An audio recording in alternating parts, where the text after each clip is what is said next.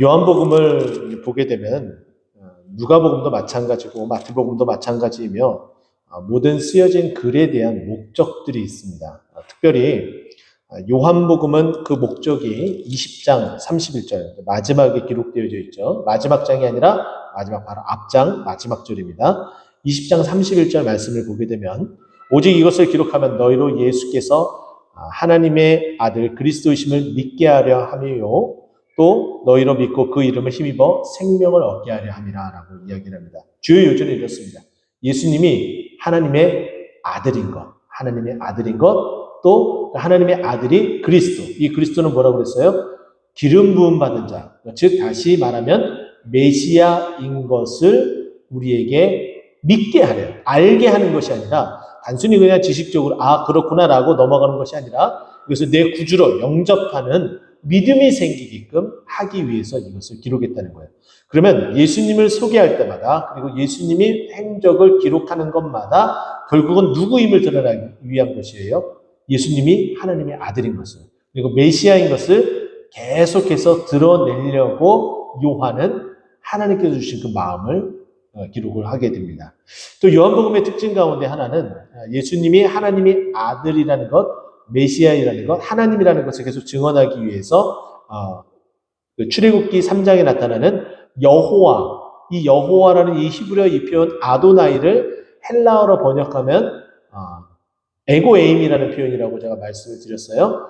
그 표현처럼 나는 포도나무요, 나는 양의 문이요, 이렇게 계속해서 나는 누구누구이다라는 표현으로서 계속해서 말해주고 있고 또 그것을 통해서 우리가 알 수 있는 것은 제가 한번 여러분에게 소개한 적이 있어요. 예수님이 마지막 겟세마네 동산에서 기도를 하실 때에 로마 군사들이 예수님을 잡으러 왔습니다. 칠흑 같은 어둠 가운데 있어요. 그러면 당연히 바로 앞에 있는 사람도 식별하기가 힘듭니다. 근데 와가지고 물어보죠. 뭐라고 물어보냐면은 당신이 그이니까 라고 물어보게 돼요. 예수님 맞냐? 라는 질문이겠죠. 그때 예수님이 내가 그니라 라고 돼 있어요. 근데 내가 그니라 라는 그 표현 헬라어 원문을 살펴보게 되면 에고에임이라는 표현을 씁니다. 그러면 그 목적을 위해서 잡으러 온 사람들은 어떻게 돼요? 예수님을 잡아야 되잖아요. 자기 자신. 나 잡으러 왔으니까 나야 잡어. 이런 표현과 진배 없거든요. 그런데 잡으러 온 그들이 어떻게 해요? 납작 그 자리에 엎드려 버립니다. 왜 그래요? 하나님이라는 표현이기 때문에 에고의 의미가. 그래서 그렇게 납작 엎드리는 그 모습이 있었다. 좀 특이한 장면인데 그 특이한 장면이 왜 그런지 이렇게 설명을 하며 예수님이 이봐라 그 말을 듣자마자 이렇게 엎드리는 것 예수님은 하나님의 아들 메시아이다. 이것을 요한은 우리에게 말해주고 있는 거죠. 자, 또 요한복음의 또 특징을 또 보게 되면은 다른 복음서와 달리 동일하게 예수님에 대해서 행적을 다 기록을 하지만은 특별히 예수님의 그 마지막 일주일 행적을 좀 길게 나열해서 기록을 하고 있습니다. 다른 복음서보다 좀 그 내용이 길어요. 그래서 디테일하게 우리가 이제 보게 되면은 요한복음 13장부터 20장까지 그 내용이 좀 길고 또 예수님이 부활하신 후에 한 행적 그렇게 많이 나오진 않습니다.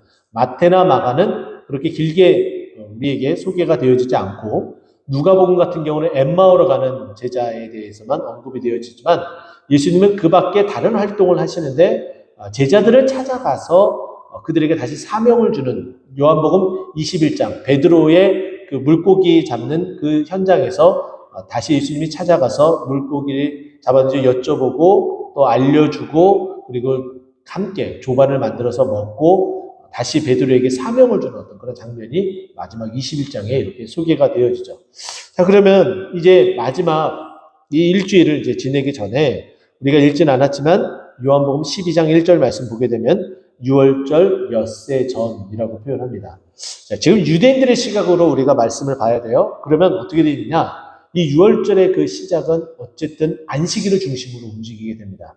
우리는 지금 생각하기에 이 주일이라는 이 기점을 안식이라고 좀 헷갈려서 하루 차이이기 때문에 혼돈할 수도 있는데 어쨌든 안식일을 중심으로 기점으로 움직이게 되죠. 그런데 오늘 본문 12장 12절 그 첫 시작의 그 단어를 보게 되면 그 이튿날이라고 되어 있어요. 그러니까 다음 날이라는 거예요. 다음 날. 그러면 6월절 엿새 전이에요. 그런데 그러니까 안식일 바로 되기 6일 전이라는 거예요. 근데 그 6일 전 그 다음 날을 지칭을 합니다. 이 예루살렘 성에 입성하는 이 장면을 우리에게 소개해 주고 있는 마태, 마가, 누가 이 세 복음서에는 시간적인 개념을 소개해 주진 않습니다. 그러나 이 요한은 구체적으로 어떠한 상황 가운데 있는지 시간적인 것을 계속해서 밝혀나가려고 하는 거죠. 이것은 확실하다라는 그 의미 속에서 이렇게 이야기를 합니다. 자, 그러면 6월절 이제 엿새 전이 아니라 5일 전이겠죠? 그러면 5일 전이면은 예수님이 그 안식일에 굿프라이데이에서 그 안식일에 이제 토요일 날 돌아가시기 전에 금요일 날 돌아가시게 되죠. 그러면 거기로부터 거꾸로 계산하면은 지금 그 이튿날이라는 이 시간적 개념은 결국은 어떻게 되는 거예요? 우리가 지키고 있는 종료주일. 그 종료주일로부터 어떻게 시작이 돼요? 예수님이 마지막 일주일 고난주간이 이렇게 시작이 되는 겁니다. 그래서 고난주간을 보내시고 금요일날 십자가에 못 박혀 돌아가시고 금요일날 십자가에 못 박혀 돌아가셨기 때문에 안식 후 첫날, 그러니까 3일 동안에 무덤에 머물렀다 우리가 알고 있잖아요. 안식 후 첫날, 그러니까 금요일날, 그 다음 안식일, 그리고 안식 후 첫날, 그러니까 주일이 되죠. 그래서 우리가 주일을 지키는 것은 예수님의 그 부활을 기념해서 또 우리의 신앙의 근간은 예수님의 부활이기 때문에 거기에 맞춰서 우리가 주일날 이렇게 모이는 겁니다. 자, 그래서 이제 종료주일이 시작이 되는데 여러분 보세요. 명절에 온 큰 무리가 예수께서 예루살렘으로 오신다는 것을 듣고 그러니까 예수님이 예루살렘으로 온다는 얘기만 들었는데 많은 사람이 더 몰리게 됩니다. 그래서 준비를 하는 거예요. 그 예수님 오신다는 얘기를 듣고 예수님을 환영하기 위해서 준비하기 위해서 준비를 합니다. 자, 여기 보면은 종려나무 가지를 들고서 이렇게 마치 개선장군이 들어오는 것처럼 이제 우리도 정치적인 해방을 맞이할 수 있구나 이런 마음을 가지고 종려나무 가지를 흔듭니다. 그러면서 뭐라고 얘기해요? 호산나라고 이야기를 합니다. 호산나라는 그 이름의 뜻 여러분들이 성경책에 이렇게 나와 있지 않기 때문에 우리가 찬송을 부르면서 우리가 어떤 찬송 부르죠? 호산나 호산나 호산나 높은 곳에서 이렇게 찬양을 부르잖아요. 근데 그 호산나 뜻을 모르는 경우들이 많아요. 혹시 아시는 분 계신가요? 아마 많이들 모르실 거예요. 호산나 이 뜻은 무엇이냐면 우리가 당신께 구하오니 우리를 구원하소서. 우리가 당신께 구하오니 우리를 구원하소서. 이 구원에 대한 개념이에요. 그래서 호산나 그 음가를 한번 비슷하게 한번 생각을 해보면은 여러분 예수님의 이름의 뜻 여러분 기억하시죠? 자기 백성을 저들의 죄에서 어떻게 할 자? 구원할 자. 그러니까 비슷한 음가라는 거예요. 호셰나, 호셰나. 예수님의 이름, 예수, 그것이 여호수아, 호세아. 그럼 호세아하고 다 같은 이름이라고 그랬잖아요. 그럼 호세아, 호셰나. 비슷하죠? 그러니까 그렇게 머릿속에 여러분 집어넣으시면은, 호산나 뜻은 강구하오니, 이거는 뭐 기억하지 않아도 좋아요. 가장 중심적인 내용은 뭐라고요? 우리를 구원하소서 이런 뜻이구나. 그러니까 예수님이 예루살렘 성에 입성하니까 지금 백성들이 우리를 구원하소서라고 외치면서 종려나무 가지를 흔드는 거예요. 이것은 사실 영적인 구원을 말하는 것이 아니라 이 이스라엘 백성들이 예수님이 오심을 정말 따라다니는 그 모습들이 정치적인 로마의 속박으로부터 벗어날 수 있도록 우리를 그렇게 해방해서 구원해 달라는 그런 표현의 메시지였습니다. 그러나 예수님은 그 메시지를 어떻게 바꿔요? 영적인 구원으로 바꿔서 우리를 정말 사망에서 생명으로 옮기는 기적과 같은 그 은혜를 우리에게 베풀고 계시다는 거죠. 또 한 가지 놀라운 것은 그래서 이스라엘 왕이여 하면서 이스라엘 백성이 그렇게 고백한 거죠. 그리고 또 놀라운 것은 여기 14절에 보면 예수는 한 어린 나귀를 보고 타시니 여기에 이 어린 나귀에 대한 이 부분은 다른 이 예루살렘 성 입성에 대한 얘기를 보게 되면은 저 반대편 마을들로 가서 한 번도 타보지 않는 나귀 새끼를 끌고 와라라고 명령을 하는 그 내용이 좀 자세하게 기록되어져 있죠. 그것이 중요한 것이 아니에요. 무엇이 가장 중요하느냐? 이 말씀에 대한 이 내용, 물론 마태복음, 마가복음, 누가복음에 기록되어져 있는 모든 것들은 결국은 어디로 귀결되어지느냐? 이 예수님은 성경이 예언한, 성경이 기록한 그것을 완성하는, 이루시는 예수님이라는 거예요. 그러니까 낙이 새끼 타는 것도 결국은 성경이 기록한 그것을 완성하기 위해서, 그 예언이 이루어지기 위해서 예수님은 그렇게 행하셨다는 거예요. 사실 왕은 이스라엘의 왕이든 어떠한 나라의 왕이든 이 시대에는 왕이 전쟁에 나가서 승리하고 돌아오게 되면은 나귀를 타고 오는 경우는 없습니다. 다 뭐를 타고 나가요? 뭐 김정은도 이렇게 뭐 백마 타고 다니죠. 그런 것처럼 정말 훤칠한 그 말을 타고서 다 정말 위풍당당하게 그렇게 입성을 해요. 그런데 예수님은 나귀를 타셨어요. 왜 그렇게 하셨어요? 성경을 이루기 위해서. 또 왜 이 나귀를 타셨어요? 겸손해지시기 위해서. 예수님은 겸손한 왕으로서 섬기기 위해서 자기 자신을 많은 사람들의 위하여 대속물로 주기 위해서 오셨기 때문에 그렇게 오게 된 거죠. 자, 그런데 오늘 본문 말씀 15절에 보면은 시온에 따라 두려워하지 말라, 보라 너의 왕이 나귀 새끼를 타고 오신다 함과 같더라 라고 이야기하면서 이것이 기록된 말씀이라는 거예요. 어디에 기록되었을까요? 스가랴서 9장 9절이에요. 스가랴 9장 9절이 어떠한 내용인지 여러분 정말 정확하게 다 기억을 암송하지 않아도 돼요.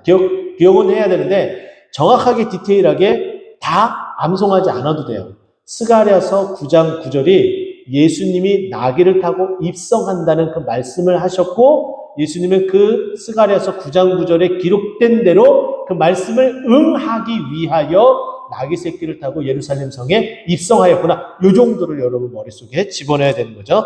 자, 그러면서 보게 되면은 놀라운 이야기를 합니다. 제자들은 처음에 이 일을 깨닫지 못하였다. 이 말은 뭐냐면은 결국은 이 요한복음이 쓰여진 것이 이때 당시에 기록된 말씀이 아니라는 거예요.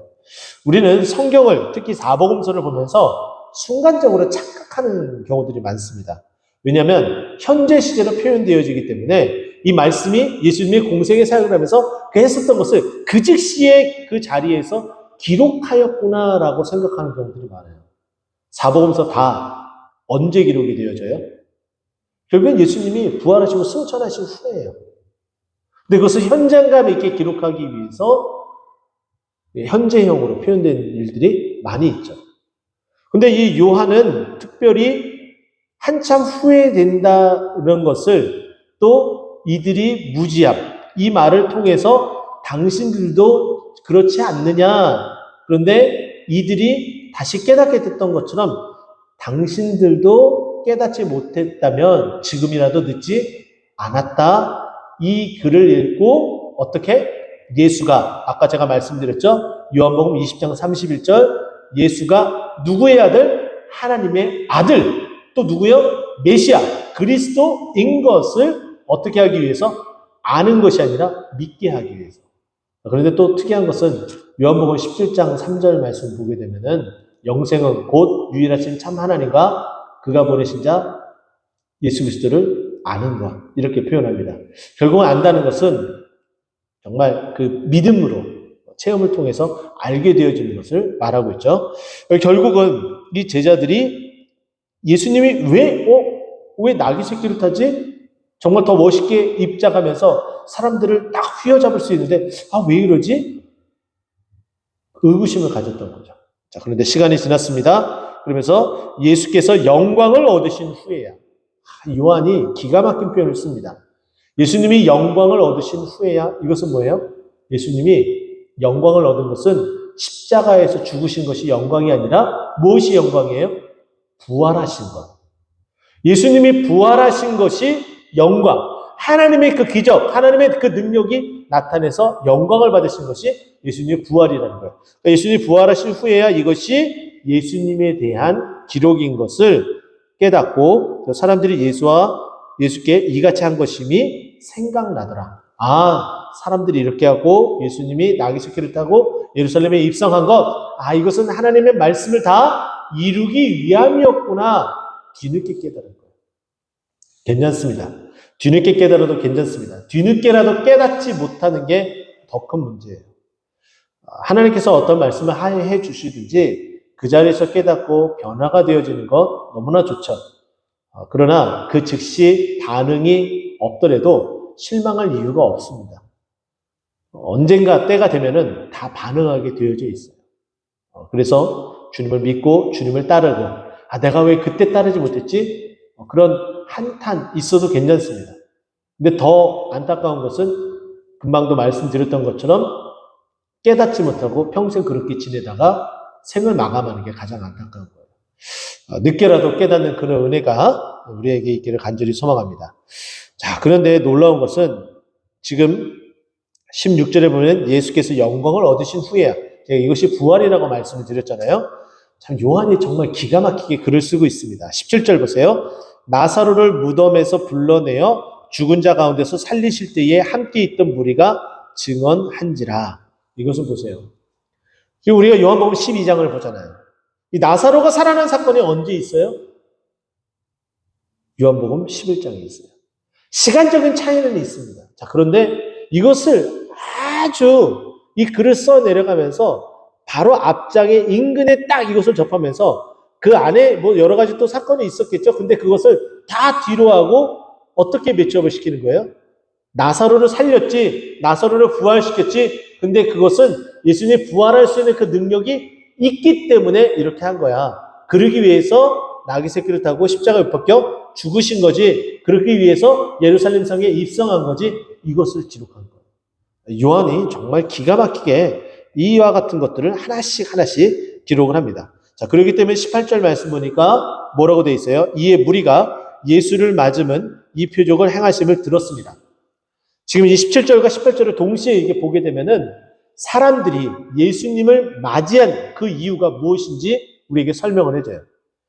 예수님이 예루살렘 성에 입성할 때에 그렇게 환호성을 했던 것은 이분이라면 죽은 자도 살리는 그 능력이 있다면 우리에게 정치적인 속박도 할 것이고 우리가 행여나 싸우러 나가서 죽게 되어질지라도 그분은 우리를 살려내실 거야 라는 그런 믿음의 반응들, 그 반응이 있었던 거예요.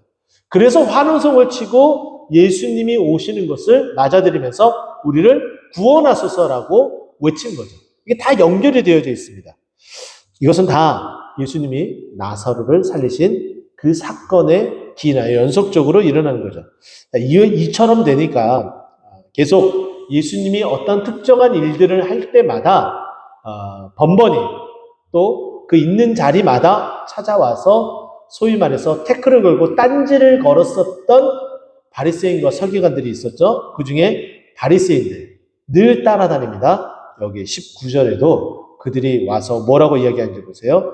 바리새인들이 서로 말하되 볼지어다 너희 하는 일이 쓸데없다 보라 온 세상이 그를 따르는도다.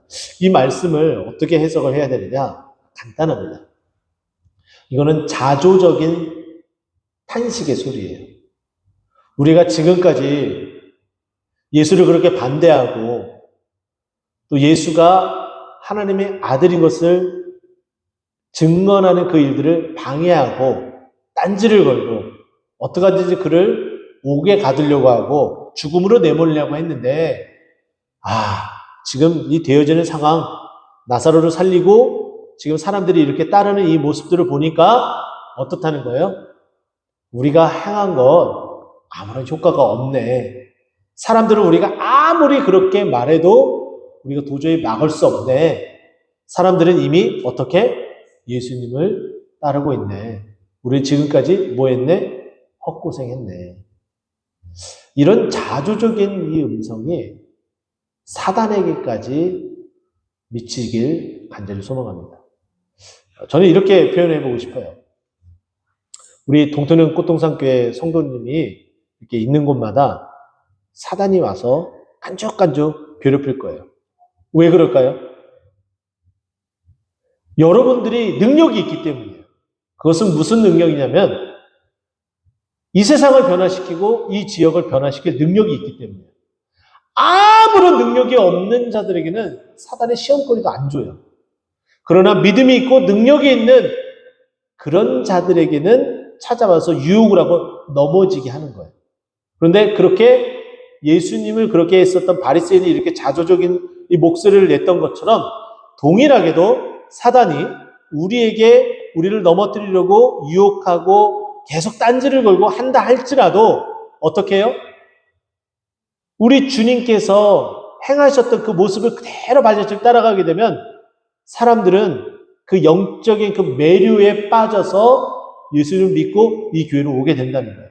그러면 사단도 당연히 자조적인 소리로 그렇게 방해를 했는데 동토는 꽃동산 교회 교인들이 이렇게 해 나가는 것 보니까 우리가 헛고생했네 라는 자조적인 그런 음성을 우리가 좀 들었으면 좋겠습니다.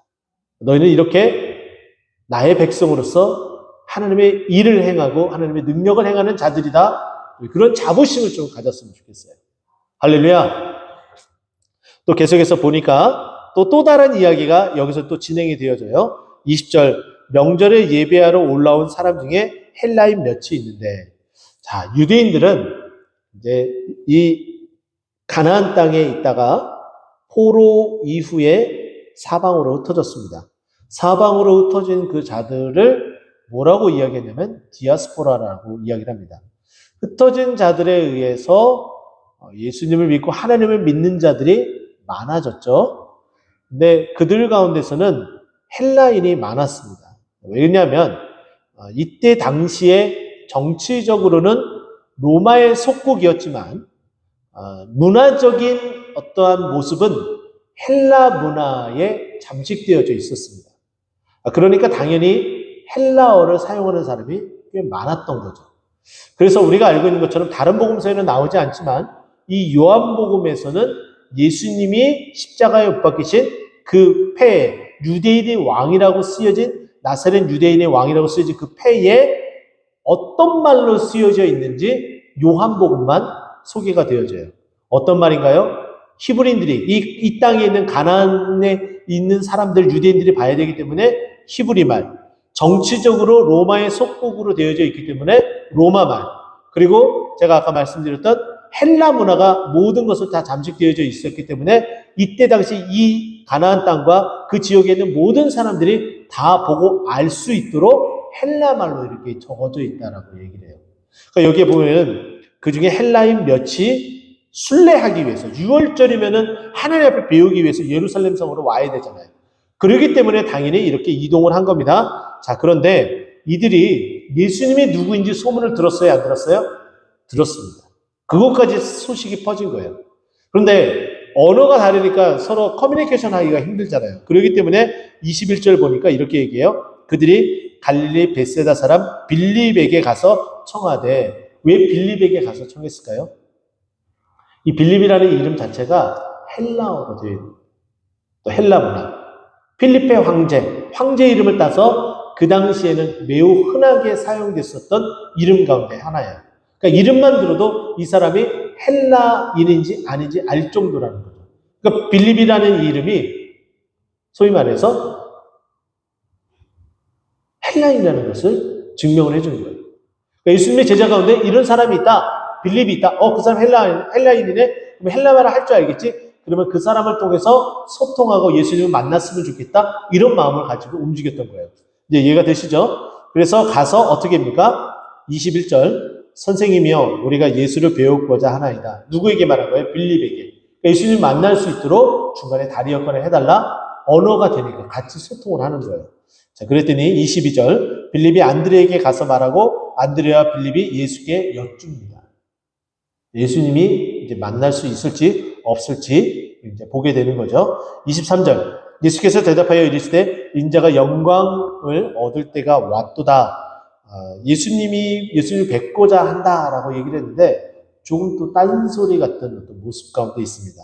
이것은 뭐냐면 이제 때가 됐기 때문에 사람들이 이제 찾아온다라는 그런 의미가 있고, 그것을 통해서 영광을 얻을 때다라는 것은, 자, 우리가 읽었던 16절하고 같이 동그라미를 쳐서 연결시키면 돼요. 영광을 얻은 후에야 이것이 뭐라고 그랬어요? 부활하신 것이다라고 얘기를 했잖아요. 자, 그러면 당연히 23절에 인자가 영광을 얻을 때가 왔다라는 것은 예수님이 부활하실 때가 왔다는 거예요. 그럼 예수님이 부활하실 때가 왔다는 것은 다른 말로 표현하면 무슨 얘기를 하는 거예요? 예수님이 십자가에 못 박혀 죽으실 때가 왔다는 거예요. 그러기 때문에 24절로 연결이 되어지는 겁니다. 자, 보세요. 24절. 매우 중요한 말씀입니다. 동그라미 아니면 별표 5개 정도 주셔야겠죠. 내가 진실로 진실로 너희에게 이르노니 한 알의 밀이 땅에 떨어져 죽지 아니하면 한 알 그대로 있고 죽으면 많은 열매를 맺느니라. 영광이라고 얘기를 했잖아요. 23절에. 근데 갑자기 24절에 한 알의 밀알 얘기를 하면서 죽어야지 많은 열매를 맺는다. 많은 열매를 맺는다는 것은 어떻게 해요? 영광이라는 거죠. 근데 그 영광을 얻기 위해서는 먼저 선행되어질 것이 무엇이라고요? 죽음이에요. 죽는 거예요. 아까 저 말씀드렸잖아요. 영광을 얻으신 후에 이것이 부활 사건이라고 말씀을 드렸어요. 근데 23절에도 영광을 얻을 때가 이런 표현이 됐죠. 그러면 부활하는 것에 대해서 말한다라는 거죠. 그러면 뭐예요? 부활하려면 먼저 죽어야 되잖아요. 그러니까 당연히 24절에 이 이야기가 나오는 거예요. 예수님은 아주 작은, 누구도 거들떠보지 않는 작은 밀알 하나였습니다. 그런데 그 밀알이 죽게 되니까 많은 사람을 살리는 하나님의 그 영광 가운데 있는 그 모습으로 나타나게 됩니다. 여기서 언급한 이 한 알이 죽지 않고 그대로 있으면, 한 알 그대로 있지만 죽으면 많은 열매를 맺는다라는 것은 예수님이 잠자는 자들의 무엇이 됐다고요? 첫 열매가 되잖아요. 근데 그 첫 열매 이후에 계속해서 열매가 만들어져 가는 거예요. 누구를 통해서?